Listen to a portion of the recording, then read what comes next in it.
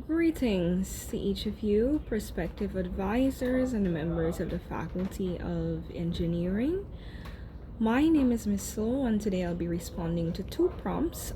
Firstly, my role. What do I see as my role as a scientist or food engineer? Now, my role as a food engineer in the community is to use the scientific knowledge that I would have gained to solve the real problems associated with the many facets of the food system.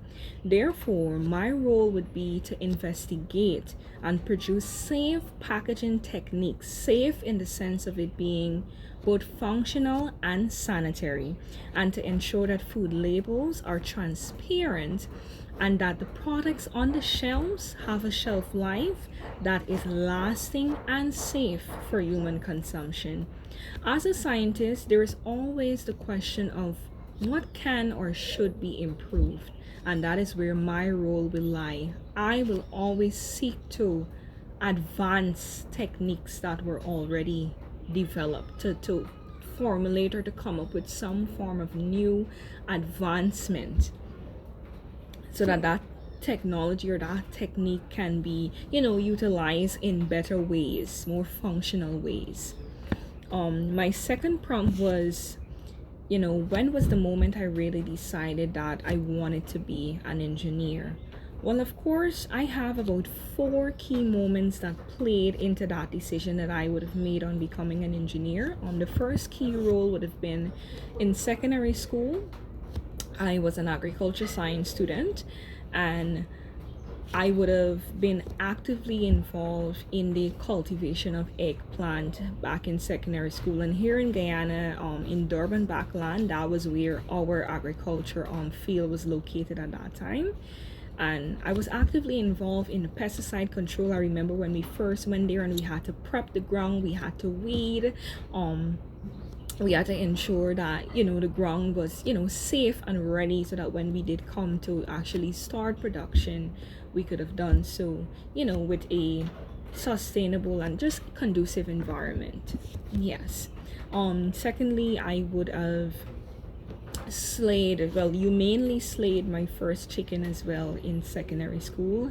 I remember when we would, at that time when we did it, I believe that was in like 2015, we would have tied a rope around the leg of the chicken and we had it upturned there, and that's when we would have like held a firm grip on the neck of the chicken, and then we ensure that we slit from the vein there, because the blood would come gushing out as soon as that cut or that slit is made there. And after doing that, I do remember when we had to now I know that the term is referred to as sterilization, but back then I know that we would have used boiling water, and after the chicken would have drained out all of the blood, we placed it in that that boiling water there for about, I would say, about roughly 2 minutes, and then when we took it out from there, we plucked the chicken, and it went from there. All those processes were very much enjoyable for me. That was the first time I really knew, well, yes, this is the field for me. Of course, I had instances where my grandfather, he kept prompting me, because he himself had a farm. He had a lot of cattle. He had cattle, mainly cow, sheep, goat. He had so much, and I heard a lot about his farm growing up, but I was never really privileged to be on the farm there with him. But hearing his experience over the years and knowing that this is what he wanted for me, I really recognized that yes, this is really in my genes, and I also love doing it even from that early on. My second experience would have had to be, as I mentioned in my personal statement, it was a really tragic time for my family. This was back in 2012 when my mom was first diagnosed with diabetes. I mean, that was a very, very hard time in my family. Not only did my family dynamic change, but it was a point in my life where I recognized things were out of my control. Like, there was really nothing I could have done. My mom would have lost her sight. We were now dependent on other family members. But not just that, it's the fact that she was in a health clinic. She was getting regular checkups. Houston Health Clinic is a clinic my mom is a part of here in Guyana, and every month she was getting tested. Her blood was being drawn. They were testing her to see if everything was in check. They gave her vitamins, regular checkups, and how the consultation goes with the doctor and everything. So the fact that no underlying issues were there before and they didn't pick up on anything. There were no signs. It was just very mind baffling and puzzling to me.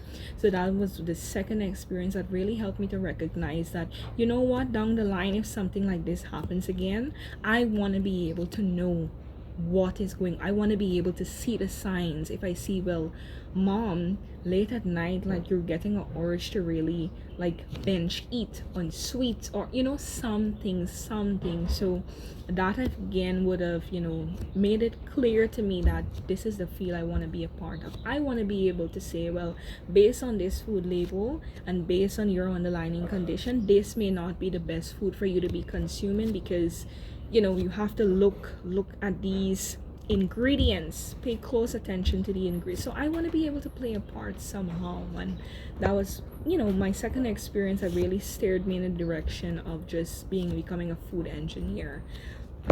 And we know that food safety, it is a major component of all research done in the food science lab. And since I've had my own experiences, I desire to be more involved. I remember there was, thirdly, this takes me into my third experience. My mom would usually make salad to take to church, and within her salad, she would have like Irish potato, sweet potato. Sometimes she would add tomatoes in there, and we would use Del Monte corn, specifically the kernels of the Del Monte corn. And whenever she purchased this corn, it's customary that she would leave that corn juice for me, because I always like drinking that corn juice straight out of the can. Since I was younger, it was customary for me. So she would usually leave it there for me. And there was this one time when I drank the corn juice, it had like this heavy residual feeling on my tongue after consuming this corn juice. Of course, it hadn't happened before, and the curiosity within me struck me to, just examine the can. But when I examined the can, there were no visible signs of like corrosion occurring outside or inside of the can. So then why was this residual taste or this heaviness on my tongue? And I drank like so much water that I even went back and I showered and I brushed my teeth, and still the taste was there. It took a time throughout the day, the taste died down, and eventually it wasn't there anymore. But that was another experience I've had when I was like, okay, something wasn't right. It had to be something either with the packaging of the corn, or something that I can't see with my naked eye was going on. Because in science, we know, even if we consider bacteria is something you can't always see with your naked eye. You need a microscope to really see those microscopic particles. So that was one of those experiences that I've had that made me puzzle. And to tell you the truth, since then I haven't consumed any of that corn juice. Not that I'm scared, but I'm just being cautious, because you just have to be very cautious in life. You never really know. And that takes me into the fourth and final experience that would have really sealed the deal for me, and that was in my fourth and final year at the University of Guyana. I would have taken part in a capstone research whereby I would have cultivated mushrooms, specifically white oyster mushrooms, sorry, not white, specifically oyster mushrooms. And what I was really testing to see is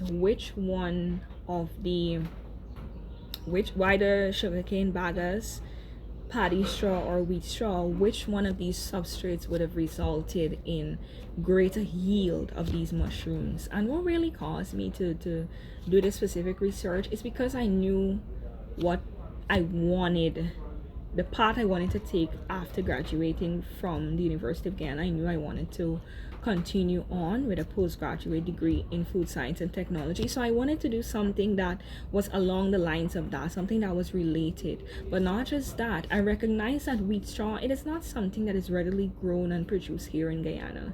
So my research, it was somewhat out of the box, because mushroom cultivation has been done in Guyana before, but not with the use of wheat straw. So I wanted to add like a new substrate to the mix to really see how wheat straw would function under the climatic conditions that we have here, because mostly we do have rain and sun. We don't have snow, we don't have autumn, winter and all of that. We just have two specific climatic conditions that we face here. But from my research, I would have found out wheat straw was the substrate that did result in the most growth of those oyster mushrooms. So it thrived under our weather conditions.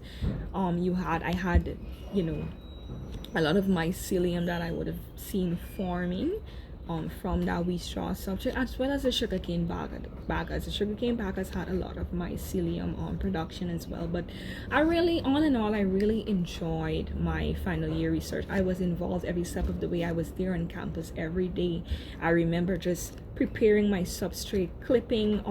I think it was like about, I want to say about 2 centimeters. I clipped each one of my patty straw. There was a specific measurement on how I clipped them based on how I wanted them to fit into the autoclave bags, just taking into consideration that we would have had to sterilize them as well as place them into the autoclave machines. Of course, you had to be very keen on the sizing and all of that you were using to fit into those autoclave bags. But you know, that's besides the point. I really enjoyed it from the beginning, from even cleaning my room, prepping my environment, performing my fumigation technique. That was the first time I performed my fumigation technique with the use of potassium permanganate and formaldehyde to see just the reaction that occurred between those two. It was just fascinating. It's an experience that will always live on. It's something I don't want to part with. If anything, I want to use that to add into my experiences going forward. So I really do desire to be a part of the food science and technology engineering program, specifically biotechnology, yes, but with a focus mainly on food engineering and food technology, because I really want to be involved in production and with a focus on really helping, you know, consumers, like people like myself, to be able to understand food labels. Sometimes you're reading a label. I'm someone, I don't consume pork. I don't utilize pork. I don't consume pork. And if it wasn't for me being curious and doing a lot of reading, I would have never known that certain snacks that I even eat, like the hot Cheetos, contains trace elements from that same pig fat. What's the specific word? Monosodium glutamate. I would have never known that that contains trace amounts of pork fat if I didn't read up on it, you know. So for me, I do believe that food labels can be a bit more transparent, especially taking into account, of course, not everyone is as versed as others or as technologically inclined as others. So for me, we do have to take things like that into consideration. But those were 4 key moments in my life that really sprouse like that desire in me to be involved in the engineering field, yeah, and to play my part in the field. So thank you so much for listening on. I hope that, you know, this interview, for that matter, or this Discord that I'm being involved in here, helped you to get to know a little more of me and just how my brain works. There is a bit of nervousness there, but I do hope that I was as clear as I needed to be. Thank you so much.